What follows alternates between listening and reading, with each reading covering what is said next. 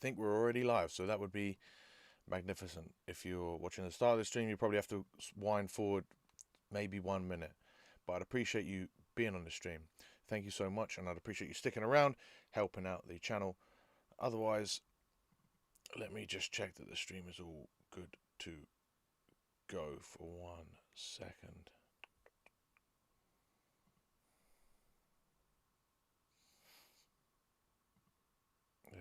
Microphone looks like it's working just fine. The stream looks like it's working just fine. I just need one sort of thing to confirm that. And once I'm there, I think we're fine. So I'll just get started. Yes, what is going on, everybody? Welcome back to another brand new Rugby Muscle podcast and another live Q&A edition. This one obviously is a little bit different because we are live on the YouTube channel as opposed to the Facebook group where we are usually live. If you can see there, facebook.com/groups/rugby muscle. That is our Rugby Muscle Athletes Facebook page where you can ask any questions. Join a group of guys that are all into the same thing, which is getting better and more efficient with your rugby training to actually make you a better rugby athlete, not just some sort of poser or anything. This is what we do. This is real world strength and conditioning for guys that live a life. It's not full-time athletes or anything like that. It's guys that, want to still go to the gym. They still want to train hard.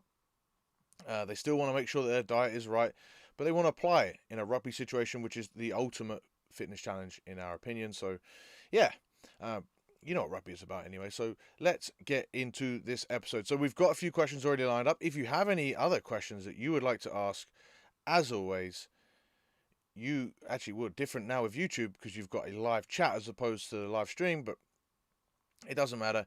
You should be able to that's the wrong one. I'm going to load up the it's not that one, is it? Here we go. Ask questions in the comments below. If you have any, I will answer them on the live stream. I'll go back and forth. I've got a few preloaded ones that I'll get into, and I actually want to go into depth on these. So if you don't have any questions, still stick around because we'll be going in depth on some issues with training as you age and issues around getting agility back because we're approaching pre-season for a lot of you guys watching this. I'm not going to give my opinion on the Lions because I think that's overplayed, and I'm actually a little bit disappointed in the whole series in general, unfortunately, but that's just the way it is. Don't forget, if you're new to the YouTube channel, don't forget to subscribe. Give it a thumbs up. If you're here now watching on the stream, give it a thumbs up, or even just give a comment to say hi, because that stuff, please, comments and thumbs up really does help out the YouTube channel. As you've seen, we've been putting more content. We've taken a little mini break, but now we're really going to start to hammer it home with the podcast and the YouTube. Those are my big priorities. I'll address the elephant in the room, which is this place, in a minute. But before we get into that, let's talk about our sponsor for the show. That is manscaped.com. So Manscaped just launched in the UK actually, and so they're not just in the US, they've got a UK brand now as well going, all still from manscaped.com. And you guys in the UK now can be able to have the right tool for the right job, not just for periodization for your training, not just for nutrition, but for your balls as well. So it's this Manscaped has the lawnmower, I think it's 3.0. They might even have, I think I've got the 4.0. I've left it in the other room. I'm not going to go get it. It is phenomenal. It is a really good groomer for your balls, for your bits, to keep you nice and clean down there. Not just because it is waterproof, which means that you can do it in the shower. It's also nick proof. You don't want to be going down there and hurting yourself. It's a phenomenal piece of kit. Actually, really good way to do it. Don't use the same trimmer that you use for your face as you do for your balls. That's just disgusting. Like I say, you can do this in the shower. It's got a 90-minute battery. One of the coolest features as well is it has an LED light, so you can exactly see where you're going down there. You're not nicking anything that you shouldn't be nicking. It's also nice and quiet. And also the charging stand, you can show it loud and proud, put it on the stand, put it on the sink, so that everyone that goes to your uses your guest bathroom, if you put it in there, they know what you're doing. They know that you're nice and clean down there. And if you're listening to this podcast, if you're listening to the Rugby Muscle podcast. You might even, we're going to be back playing rugby soon, and so you'll probably be back in the change rooms with your boys. You don't want to be standing there with a hell of a bush. You don't want to be getting the rinse from the boys, and obviously there are other people to impress with a nice, cleanly looking package. And you can pick up a lawnmower for 20% off at manscaped.com in the US or in the UK by using the code RugbyMuscle, and that will take 20% off and give you free delivery. So Rugby Muscle at checkout will get you 20% off of all gear and free delivery if you go ahead there and get it now. This code will not last forever, so I would massively encourage you to go and get it done. Manscaped, really thank you for supporting the channel, for supporting the show, for supporting Rugby Muscle and helping us reduce those horrible looking bushes that we'll see in the team showers. We've got enough quarantine hair, we've got enough quarantine beards. Let's not have a third quarantine big hairy bush down there. We don't want to be seeing that. So manscaped.com, Rugby Muscle gets you 20% off. And without further ado, we'll get into the questions. So questions for today come in, actually not from the Facebook group, facebook.com/groups/Rugby Muscle.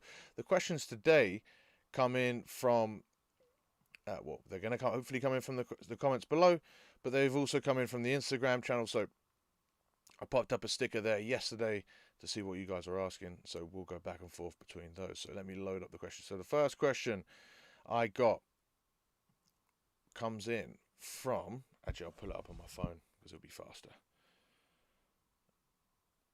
First question comes from basics_first_personal training. He says, where are you? With lots of laughing emojis. He didn't even know I'd be in this funky space when he asked that question, because the question was me taking a picture over the top of Ireland. I thought it was England. I was flying across from the States. I thought it was a picture of us finally arriving to the UK, but it was not. It was Ireland. Because we went over some land, then a big old bit of sea came, and I was like, oh, we've flown over England. What's going on? Am I going to the Viking homeland of Norway or something? Figured out that we were actually flying just over the top of Ireland, and that was where that picture was. But now I'm at Papa Jankowski's house, Grandpa Rugby Muscle himself. I am stuck in quarantine, hence we are doing this live from what is my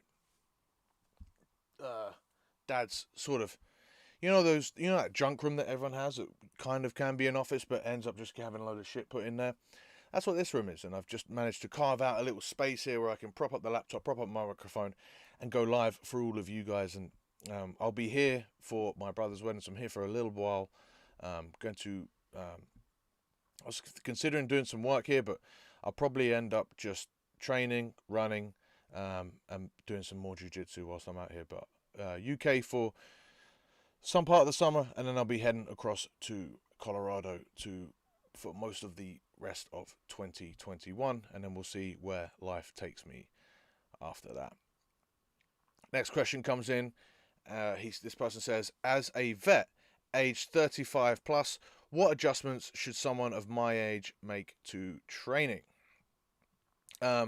So if you are 35 plus, you should firstly go in the podcast feed or in the YouTube feed and just scroll back. It's not too far away, but sometime last year I recorded a full podcast on how to train for rugby, or how to train in a gym as you age. And it's really it's essentially what you should be doing for your training anyway, but it's every problem gets magnified. So the problems that prevent you from doing too much come down, and the problems that prevent you from gaining on very little come up. So your window for making gains is essentially squeezed as you age, and that's the best way I can put it. So it becomes even more important to be efficient with your training as you get older.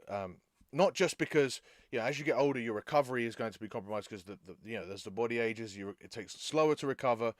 But at the same time, you require a certain more bit of more training stimulus to make that to adapt.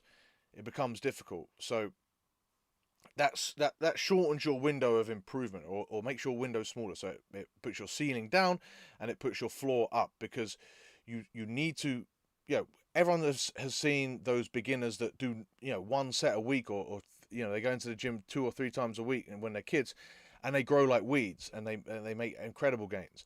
Once you get older, especially once you're 35 plus, you can still make gains, but you can't make them off of that minimal amount of training.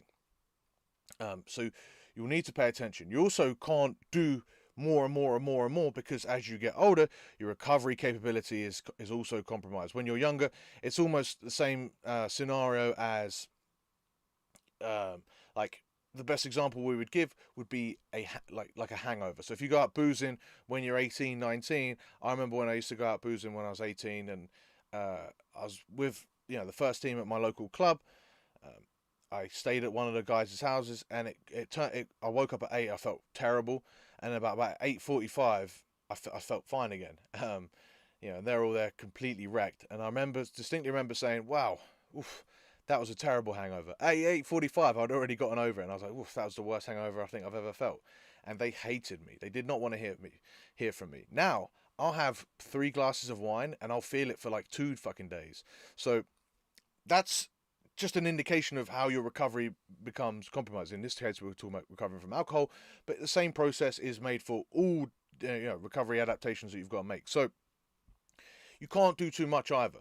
On top of that, right, with this argument for being as efficient as you can with your training, you're also going to be, for the most part, when you're above 35, more compromised in your time. Maybe because you've got a busier job, maybe because you've got a family that you've got, more often than not, as you get through your 20s into your 30s and then into your 40s, you end up having more and more and more obligations, which means you have less and less and less time to train in general, right? It's not that you have less time.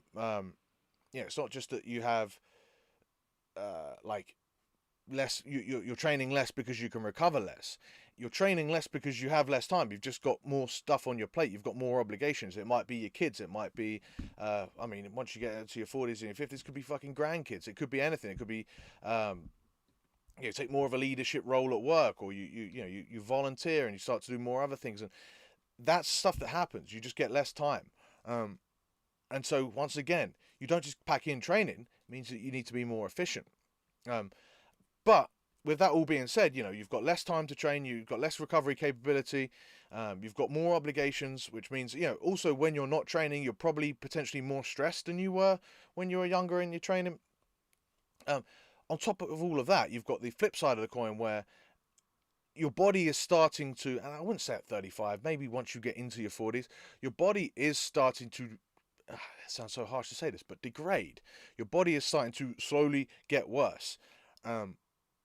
As you get towards your physical peak, like, you would still be able to maintain with basically doing nothing. You'll be able to maintain your running ability even though you don't run.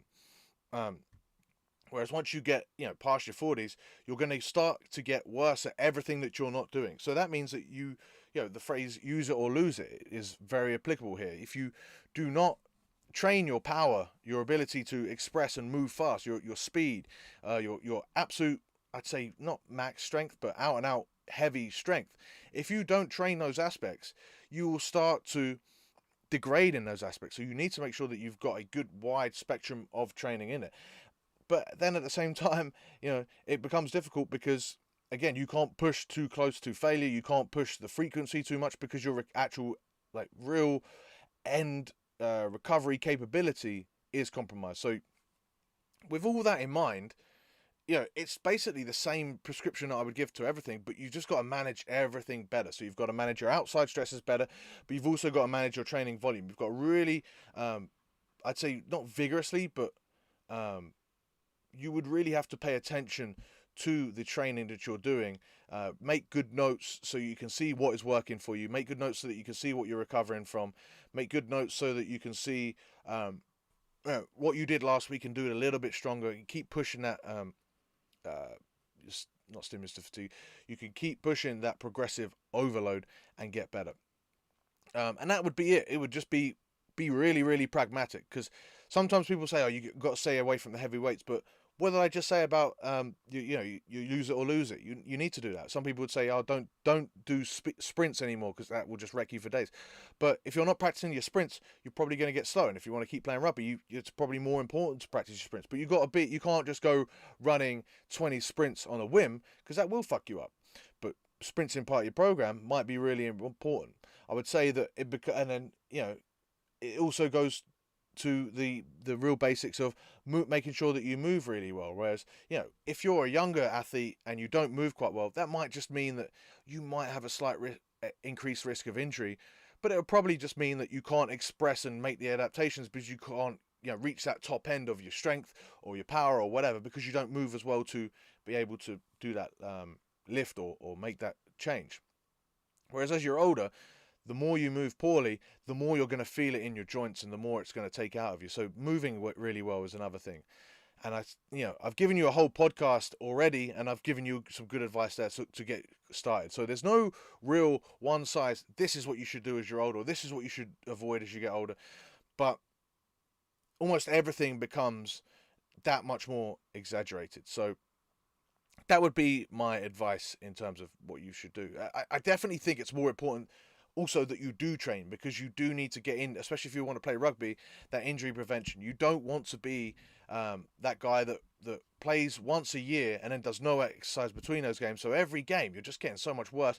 You're exposing yourself to a significantly greater injury risk, and it's just you're going to tell yourself that you enjoy the game because you do, but you're not going to get as much out of the game if you're so unfit, if you're so out of shape that you're not contributing. You want to be someone that contributes to your team as you get older. You don't want to be that 60-year-old that plays, or even the 50-year-old or 40-year-old that says, oh, look, I'm the old guy, and they're useless. Like, you want to be the old guy that still hangs. And there's no reason that you cannot be, into your 50s. You can still stay physically fit. There's no reason to say that you cannot still play rugby and enjoy it into your 50s. And it doesn't even have to be vets rugby. It just can be lower level rugby, so you don't get the massive collisions that would wear out on you. But there's no reason that you cannot keep playing rugby for a long time and enjoy it. And that's something that I really like to promote here at Rugby Muscle. We've got a few people that I coach personally that are in their 40s and they are playing their best rugby ever. And they've been not just taking up rugby in their 30s, they played since their 20s. So really cool to see that can happen. So that mentality overall is something that I would throw in there on top of that stuff. So hope you got the most out of that. And like I say, if you want any more, just go ahead and search in a podcast feed, or if you're watching this on the YouTube feed, for that podcast and comment on that podcast so I can see that you did that. All right. Next question comes in. I'll go to the Facebook group for this one. And this one says, diet, ? Well, I'm afraid that is not a question at all. That is, Jesus. I have no idea what to say to that. I guess I do. This is a big problem with someone that if you're asking this question, you need to take a step back and get an overall understanding of what you want from all of this stuff. If you want to get leaner, if you want to get bigger, if you want to get more muscular, if you want to have more energy, what's going wrong? You've got the Olympics on right now. If you remember, Usain Bolt became the fastest man alive eating chicken nuggets. Now, that isn't to say that chicken nuggets are magic, but it's to say that you can eat a decent diet and still perform quite well, or any sort of diet and perform quite well if it's not going wrong. If something's going wrong, that's when you want to make the adjustments. And it's easy for stuff to go wrong, particularly if you don't have elite genetics, such as the fastest man in history. But, it's something that you have to take a conscious look at to make those adjustments. All right. We still don't have any questions on the live feed. Once again, thumbs up. Please, if you're watching this on the YouTube channel, and don't forget to subscribe. Hit a comment as well. Comments help significantly more. I know Mr. Dean Paulson will comment and tell me that they didn't used to sprint in the 80s or something, and he's probably chuffed that he's even got a comment from me shouting him out. So, Dean, let me know what you think, mate. What should if you played in the 80s and you're still playing now, what's some advice you would give as a older player that's still training? Anyway, we will answer the final question here, which is best exercise for COD, change of direction, speed, and agility. Great question. This is something that I think is often underutilized. It's very not undercooked, but it's just underrepresented in rugby specific strength and conditioning. I think it's like when you think about how much of rugby is about change of direction and agility, it blows my mind how much that we do stuff just bilaterally, or we just lift, or how little stuff or how little time we spend, you know, working our agility, and really how little understanding we have of what agility is. So, first things first.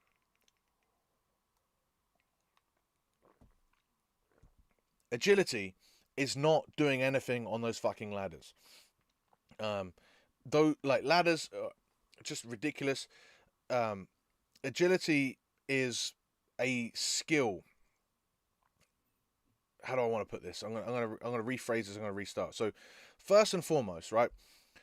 When you see people doing those funky fast feet around ladders and around cones and around, like, what you've got to understand is when you're talking about agility training, you've got to understand what that agility training is for. So those fast feet and those choppy feet around the ladders or around cones, they might look cool on Instagram, right? But when do you ever see that? When do you ever see someone chop those feet that fast in a game of rugby, either in attack or defence?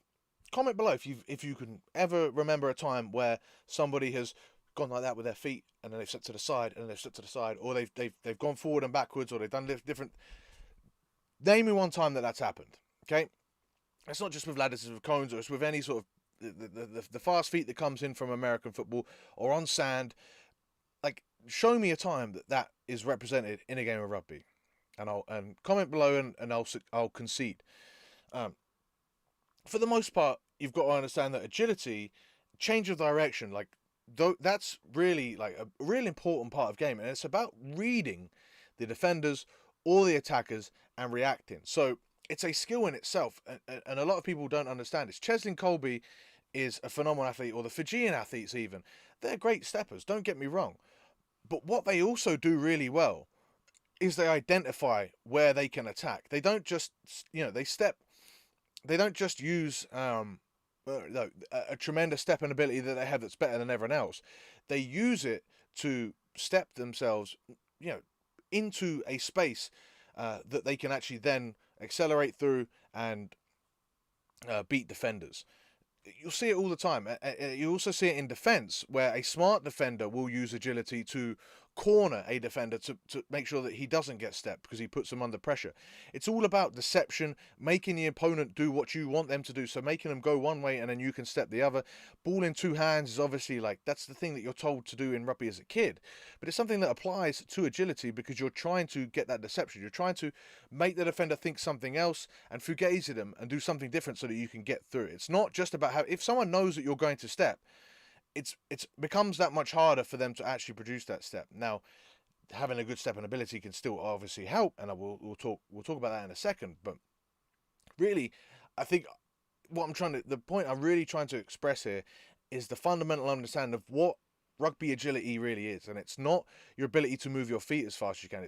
It's the ability to get that outcome that you want, and that's either stepping around the defender to create space and to run through space, or it's the ability to make a tackle depending on where the defender goes. So in attack, it's about finding out a space, assessing, creating and then finding and creating the space, assessing your options, and then having the ability to predict the right or do the right, utilize the right option and step in the right way. And so, the real important point here would be to give yourself the space to do it, to really practice your stepping in games of touch or one-on-one with a defender. Like, give yourself the space. A lot of people will step, but they'll step way too close to a defender, so they're always going to be tackled. Or they'll step and that actual step doesn't project them off at an angle. Maybe they'll step and it goes 30 degrees, but if you go 30 degrees, you're still going to get tackled by the defender. What you'll see with really good steppers is that they'll step 90 plus degrees and they'll step in a complete different direction. It's not necessarily, how fast they step. It's the real strong angle that they'll take, which the defenders cannot predict to happen. In defense, it's the opposite, right? It's where you've got the ability to cut down a piece of space. So, you close down that space or show them an open space that you can cover whilst also covering your open space. And so you would eliminate that space. Maybe you don't give yourself the space to get stepped, or you give yourself so much space that wherever they step, you can then compensate and make the tackle. So it's not a case of it's definitely not a case of moving your feet as fast as possible, but it's not even just a case of moving your body as fast as possible. It's about moving in the direction that you want. And so once we understand that, we can break everything down and take it right from the beginning. So we're looking at that movement acquisition. We're looking at planting that foot and then projecting us off in a different direction. So we can do like strong strengthening of the foot, but you also want to do strong strengthening of the hips and the core, because what you're doing is you're going one direction and then you're driving off that foot, but your core is stopping your body from falling to the side as you're stepping, so that you can hold strong, and then you can use your core to project your upper body along with your hips, along with your feet, along with your legs, into the direction that you want to go. I can definitely expand upon this, and maybe this deserves its own video with some visualizations for you to understand. But hopefully that makes sense, right? So you're traveling in one direction. You want your foot to engage the ground as aggressively as possible to project you into the direction that you want to go. You want your core to be nice and strong to help project you, so that you're not just following that force. If you've got a really weak core and you're sprinting in one direction, your body's just going to keep flying there. So you need that core to be nice and solid. You would also want that movement to be as efficient as possible. So you'd plant that foot and you'd get the right angles. And you would have to do that by learning to do that slowly. It can be either done through tempo work or through low level work, even just in your warm ups. Just practice stepping at 45 degrees, 45 degrees, 45 degrees, or sway work. So you take a sort of a semi squat and you take just about a shoulder width stance, maybe a little bit wider than shoulder width, and you would just reach as far as you can each way, and your ability to absorb that and control that force through your hips will translate as you get better at stepping, because that's what you've got to do. You've got to absorb that force through your feet and through your hips and drive in the other direction. I already mentioned speed skater jumps, a fantastic exercise if we're actually looking for complete exercises. You can then also look at maybe not the ladders, but some sort of level of pre-patterned stepping. So you would just step between lines or step around cones. But ultimately, you would want to practice stepping one-on-one. So you could either set up a grid with a defender, just a partner, and you could just go opposite each other and try and step each other, or you could go from different angles, because that's going to give you more situations that would be like a game. So you'd go from that, so you'd slowly introduce different levels of chaos. So you'd start with slow movement, no defender, no nothing, just practicing that movement skill. Once you've got efficient enough at that movement, you would then introduce a defender, maybe straight on. Then you'd maybe introduce a defender from the side. And then maybe you'd introduce a defender from behind that you've got to either mirror or just avoid. And then you would just keep, or probably you wouldn't even do it afterwards. You'd do it the whole time. You would consciously try and do it in games, in practices, in touch games, or in games, in training. You would really just get better at the skill just by practicing it yourself. Like, look at the Fijians and how good they step. I imagine 90% of that Fijian double gold medal winning team have not ever really just done a specific thing in the gym. Maybe now they have, but they wouldn't have done too much in the gym to really allow them to be a great stepper. They'd have been a great stepper because they just practice steps when they're playing their games, when they're doing touch, when they're playing rugby, and over time they can see how defenders react. They can get better at it. They get confident in it, and then they can keep using it. Don't be afraid of learning, favoring one side that really is good for you. That will happen. But you can manipulate the defender to keep opening you to that side, and then when they defend that really harshly, you can go the other way. And so, don't worry about getting as many in on your left as you do on your right. Just figure out what step works for you and which you can utilize as an attacking weapon for you as a player. Defensively, you want to just be adept at both, but you don't have to have one to be the extreme. Okay. Hopefully, if you want a full breakdown video, we can absolutely do that. I think that might be a good idea. I'll do it first for the academy, but which you can sign up for at academy.rugby-muscle.com.